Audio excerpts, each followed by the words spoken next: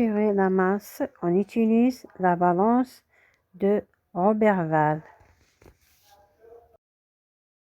Lorsqu'on veut mesurer la masse d'un cœur solide ou liquide, on utilise des masses marquées, comme vous voyez dans cette image. La plus grande masse marquée, c'est 500 grammes. La plus petite, c'est 1 gramme.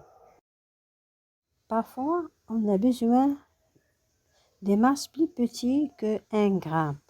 Dans ce cas-là, on utilise les masses divisionnaires, comme vous voyez sur le dessin. L'unité décigrammes et centigrammes. Eh bien, on va faire l'expérience pour mesurer la masse du corps solide. On va poser le corps solide dans la poêle de balance et dans l'autre poêle, on va poser les masses marquées. On dit que la masse de solide utilisée, c'est 125 grammes. Pour mesurer la masse d'un corps liquide, on va poser d'abord le récipient vide dans la poêle de balance et on mesure sa masse. Dans cet exemple, la masse du récipient vide, c'est 45 grammes. Pour mesurer la masse du liquide, on va remplir le récipient. On va équilibrer les deux poêles.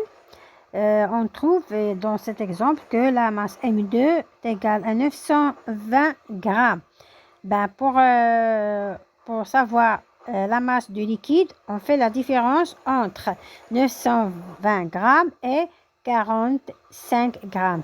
Et dans la masse du liquide est 875 grammes. C'est la masse du liquide utilisée dans cette expérience. Lorsqu'on utilise une balance électronique, c'est pas la même chose comme une balance de Roberval.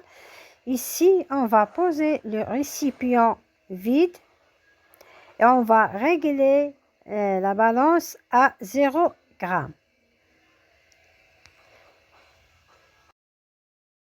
Puis, on va remplir le récipient avec un liquide ou bien un solide, ce qu'on veut. Eh bien, on va lire directement la masse de la matière utilisée, que ce soit solide ou bien liquide. Dans cet exemple, on voit que la balance indique la masse de 270 grammes. On va lire on va voir ces exemples de la masse. On va répondre vrai ou faux. La masse d'un liquide peut être mesurée par une balance. Vrai. L'unité de la masse dans le système international est le gramme. Non, c'est faux, c'est le kilogramme. La masse d'un corps ne dépend pas de sa forme géométrique. Oui, vrai. Deux corps de même volume ont la même masse. C'est faux. On va convertir les unités dans cet exemple. Vous allez utiliser le tableau des unités de volume et de masse.